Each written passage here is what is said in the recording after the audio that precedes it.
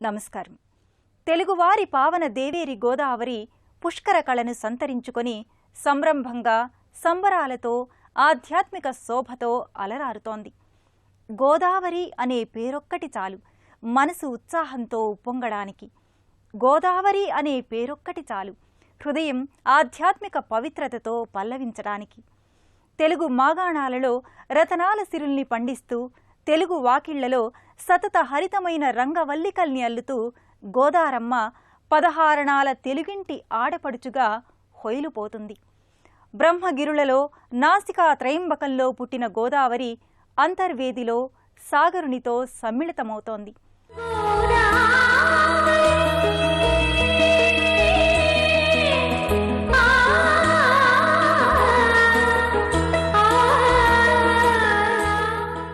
హరిపాదాన పుట్టి హరుని పాదాలు ప్రక్షాళన చేసి గోదావరి పునీతగా దివి నుంచి భువికి దిగివచ్చింది. బ్రహ్మగిరులలో ఆవిర్భవించిన గోదావరి పర్వత శిఖర ప్రాంత శిలామయ పీఠభూమిలో ప్రవహించి గంగాపూర్ జలపాతం మీదుగా గంతులేస్తూ ముందుకు సాగి నాసిక్ పట్టణాన్ని చేరుకుంటుంది. ఆపై జ్యోతిర్లింగ క్షేత్రమైన త్రయంబకేశ్వరంలో త్రయంబకేశ్వరుణ్ణి గోదావరి అభిషేకిస్తూ తొలుత శివాభిషేకం చేసి తన సుదీర్ఘ ప్రస్థానానికి శ్రీకారం చుడుతుంది.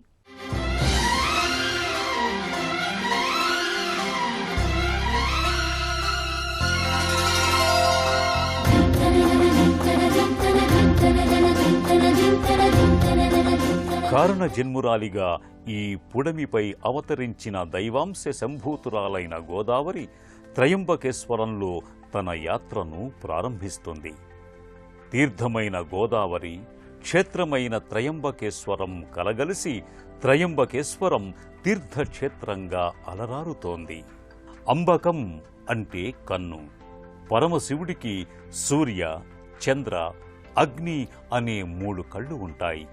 సర్వజీవుల్ని పుష్టిగా పోషించమని, సంసారమనే మృత్యువు నుంచి కాపాడి మోక్షాన్ని ప్రసాదించమని త్రయంబకేశ్వరుణ్ణి ప్రార్థిస్తారు.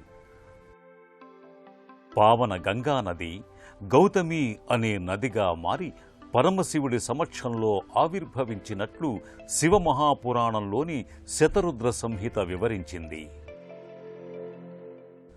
గౌతమ మహర్షి కోరిక మేరకు విశ్వేశ్వరుడు త్రయంబక నామధేయంతో ఈ గోదావరి తీరాన విలసిల్లుతున్నాడు. మహారాష్ట్రలోని గోదావరి తీర ప్రాంతం ఎన్నో ఆలయాలకు ఆలవాలం. గోదావరి పావన స్పర్శతో ఈ ఆలయాలన్నీ మరింత పునీతమవుతున్నాయి. నాసిక్ ప్రాంతంలోని తీర ప్రాంత ఆలయాలు రామాయణ గాథతో ప్రత్యక్ష సంబంధాన్ని కలిగి ఉన్నాయి. ఈ సన్నిధానాలలో గంగా గోదావరి ఆలయం ఎంతో ప్రత్యేకతను సంతరించుకుంది. గోదావరి మాతను అర్చామూర్తిగా నాసిక్లోని రామకుండ్ సమీపంలో గంగా గోదావరి ఆలయంలో ఆరాధిస్తారు.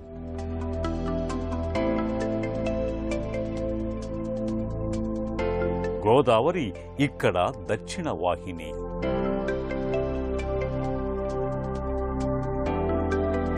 అరుణ, వరుణ అనే ఉపనదులు గోదావరిలో సంగమిస్తాయి.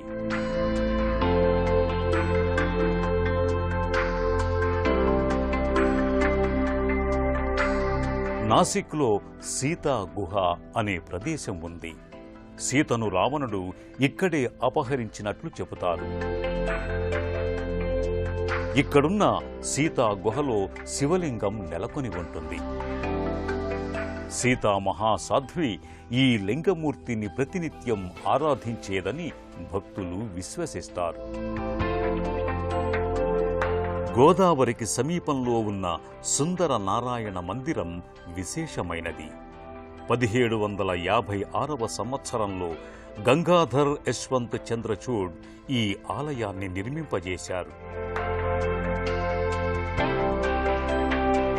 తూర్పుకు అభిముఖంగా ఉండే ఈ ఆలయంలో శ్రీమన్నారాయణ మూర్తి కొలువుదీరి ఉంటాడు.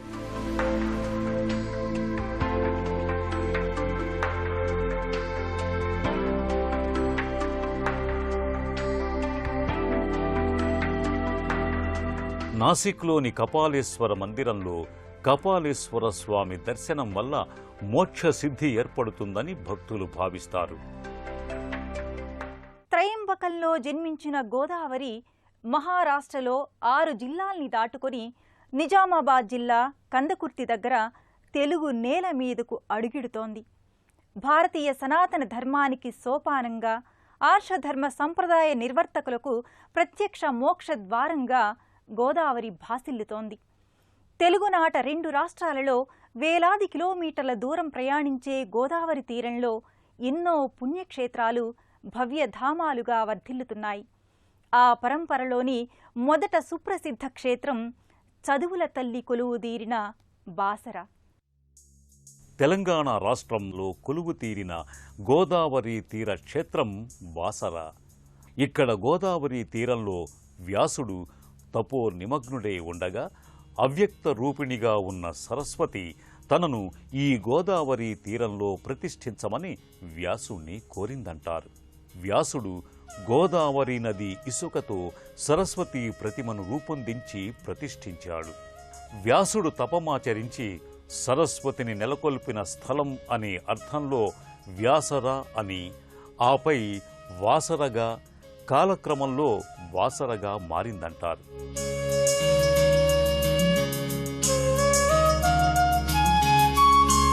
గర్భాలయంలో అమ్మవారి సమక్షంలో మహాలక్ష్మి, మహాకాళి కొలువుదీరి ఉంటారు.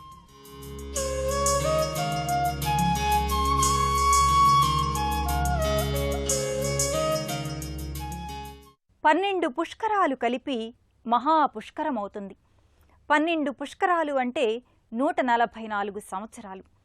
అలా 144 సంవత్సరాల మహాపుష్కరం ఇప్పుడు కొనసాగుతోంది. వ్యక్తి జీవితంలో ఒక్కసారి మాత్రమే ఈ అరుదైన సందర్భం తటస్థమవుతుంది. అలాంటి పుష్కరాల శోభతో తెలుగు నేల పునీతమైంది. గోదావరి పుష్కర సంరంభం అంటే తెలుగు నేలకు, తెలుగు ప్రజలందరికీ పర్వదినాలే. నదీ పుష్కరాలు ఆవిర్భవించటానికి పురాణ గాథ నేపథ్యం ఉంది. తుందిరుడు అనే భక్తుడు శివవర ప్రసాదంతో సకల జీవరాశిని పోషించగల శక్తిని సంతరించుకున్నాడు. పోషణ శక్తి పొందాడు కాబట్టి అతనే పుష్కరుడయ్యాడు. సృష్టి చేయాల్సిన సందర్భంలో బ్రహ్మకు జలం అవసరం ఏర్పడింది. జలాధినాయకుడైన పుష్కరుడు శివాదేశం మేరకు బ్రహ్మ కమండలంలోకి ప్రవేశించాడు. పురాణాల్లో జీవశక్తిని నింపటానికి జలాన్ని ఇవ్వమని బృహస్పతిని కోరుకున్నాడు. మేషాది 12 రాసుల్లోకి బృహస్పతి ప్రవేశించేటప్పుడు 12 రోజులు, నిష్క్రమించే ముందు 12 రోజులు, సంవత్సరంలో మిగిలిన అన్ని రోజుల్లో మధ్యాహ్న సమయంలో 2 ముహూర్తాల కాలం పుష్కరుడు బృహస్పతితో ఉండాలని నిర్ణయించారు. బృహస్పతి సింహరాశిలోకి ప్రవేశించినప్పుడు గోదావరికి పుష్కరాలు ఏర్పడ్డాయి. ఈ సందర్భాల్లో బ్రహ్మాది దేవతలంతా పుష్కరిణితో నదీ జలాల్లో ప్రవేశిస్తారు. అలాంటి పుష్కర శోభను సంతరించుకున్న గోదావరి నదిలో స్నానం, గోదావరి తీరంలో ఉన్న క్షేత్రాల దర్శనం భక్తులకు ఇహపర సౌఖ్య కారకాలవుతాయి.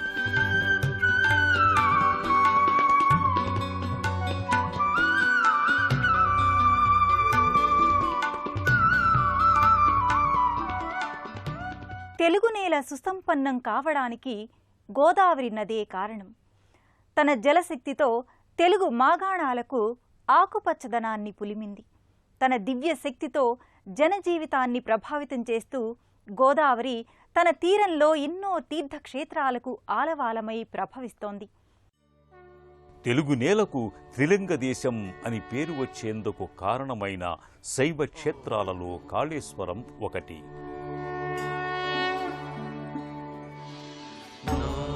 గోదావరి, ప్రాణహిత, సరస్వతి నదులు ఇక్కడ సమ్మేళనమవుతున్నాయి కాబట్టి ఇది త్రివేణి సంగమం.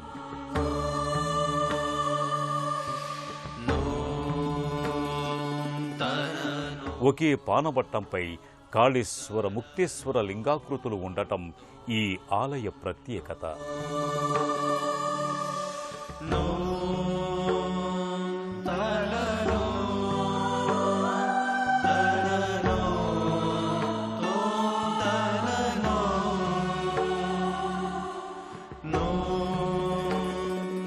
ఎంతో పవిత్రంగా సమస్త దేవతల అనుగ్రహ విశేషంతో అమృత భాండమై గోదావరి నది పరిఢవిల్లుతోంది.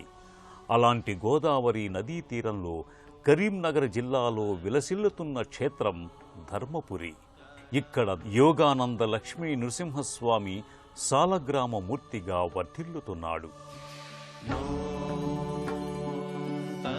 గోదావరి ఇక్కడ దక్షిణ వాహిని. ఆలయ ప్రాంగణంలో యమధర్మరాజు ఆలయం ఉండటం ప్రత్యేకత. అందుకే ధర్మపురికి వస్తే యమపురి ఉండదు అనే నానుడి ఏర్పడింది. ఇక్కడ గోదావరి దక్షిణ వాహిని కాబట్టి 3 సార్లు నదీ స్నానం చేస్తే, కనీసం ఒక్కసారి పుష్కర స్నానం చేస్తే 3 జన్మల పాపాలు నశిస్తాయంటారు. ఖమ్మం జిల్లాలోని భద్రాచలం తెలుగువారి అయోధ్యాపురి. భద్రుని తపస్సుకు మెచ్చి శ్రీరాముడు రామనారాయణునిగా దివి నుంచి భువికి దిగివచ్చాడు. భద్రుని శిరస్సుపై సీతాలక్ష్మణ సమేతంగా చతుర్బాహువులతో శంఖచక్ర ధనుర్బాణాలతో కొలువు తీరాడు.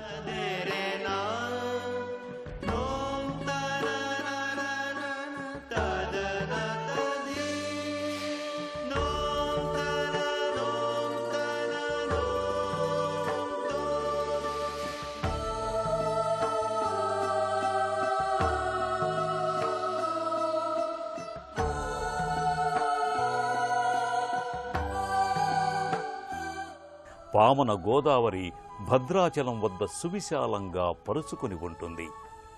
శ్రీరాముని దివ్య కరుణ వలె విస్తారంగా జలరాశులతో కళకళలాడుతోంది.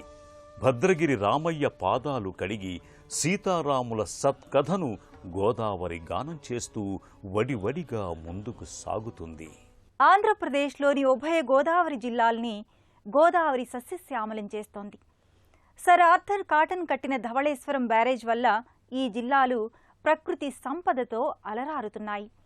ఈ 2 జిల్లాల వ్యాప్తంగా గోదావరి తీరంలో ఎన్నో సుప్రసిద్ధ ఆలయాలు విలసిల్లుతున్నాయి.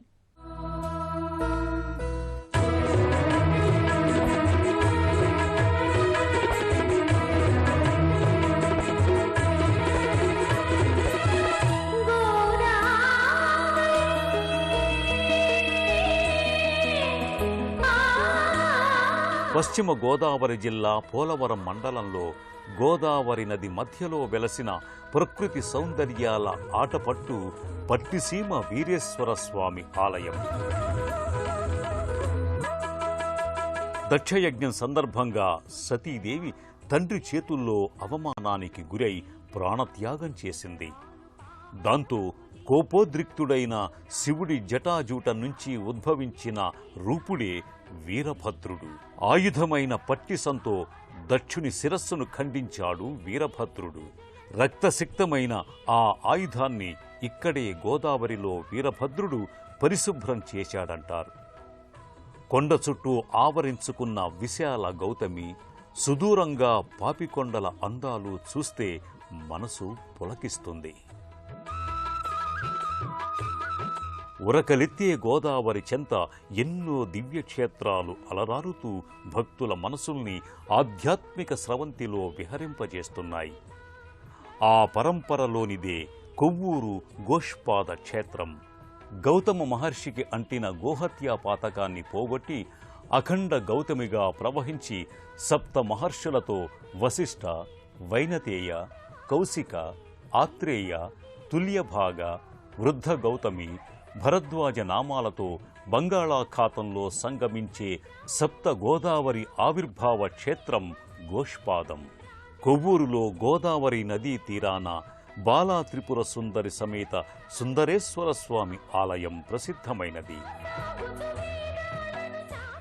గోష్పాద క్షేత్రంలో ప్రధానమైన పుష్కర ఘాట్లో భక్తులు లక్షలాదిగా పుణ్యస్నానాలు ఆచరిస్తారు.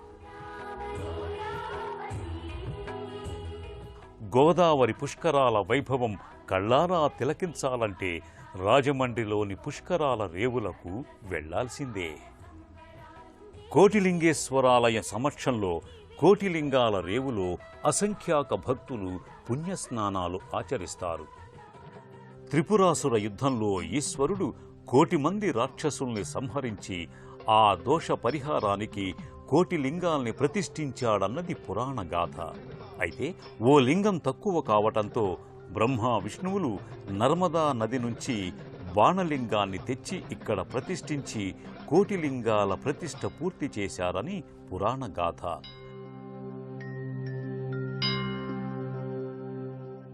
అలాగే రాజమండ్రిలోని మార్కండేయ స్వామి ఆలయం కూడా సుప్రసిద్ధమైనది. రాజమండ్రి నుంచి 30 కిలోమీటర్ల దూరంలో ర్యాలీలో జగన్మోహిని కేశవస్వామి ఆలయం నెలకొని ఉంది. సుమారు 5 అడుగుల ఎత్తులో ఉండే నల్లటి శిల్ప సౌందర్యం వర్ణనాతీతం. ముందు భాగంలో కేశవస్వామిగా, వెనుక మోహిని రూపంలో ఉండటం విశేషం. ధవళేశ్వరంలో జనార్దన స్వామికి ప్రత్యేకత ఉంది. నవజనార్దన ఆలయాల్లో ఇది మొదటిది. నారద మహర్షి ఈ ఆలయాన్ని నిర్మింపజేసినట్లు చెబుతారు.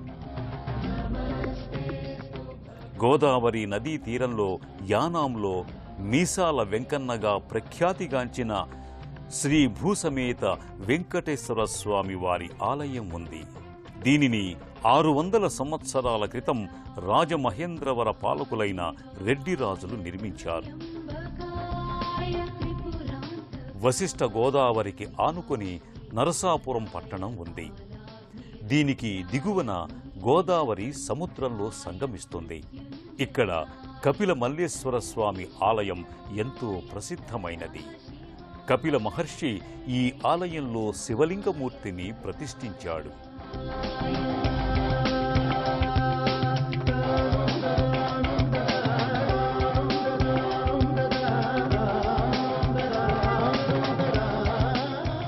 వశిష్ఠ గోదావరి సాగర సంగమ స్థలం అంతర్వేది. సాలగ్రామ లక్ష్మీ నరసింహస్వామి ఇక్కడ నెలకొని ఉంటాడు. ఈ తీరంలో బ్రహ్మరుద్రయాగం చేసి నీలకంఠుని అనుగ్రహం పొందాడు. బ్రహ్మ యజ్ఞవేదిక వల్ల ఈ ప్రదేశం అంతర్వేదికగా కాలక్రమంలో అంతర్వేదిగా అయ్యింది. గోదావరి సముద్రంలో కలిసే స్థలాన్ని అన్నా చెల్లెళ్ల గట్టుగా వ్యవహరిస్తారు. బ్రహ్మగిరిలో త్రయంబకేశ్వరుణ్ణి అభిషేకించిన గోదావరి ఆ తరువాత విష్ణు స్వరూపుడైన లక్ష్మీ నరసింహుణ్ణి అభిషేకించి సముద్రునిలో సంలీనమవుతోంది. దీంతో గోదావరి 1465 కిలోమీటర్ల సుదీర్ఘ ప్రస్థానం సుసంపన్నమవుతుంది.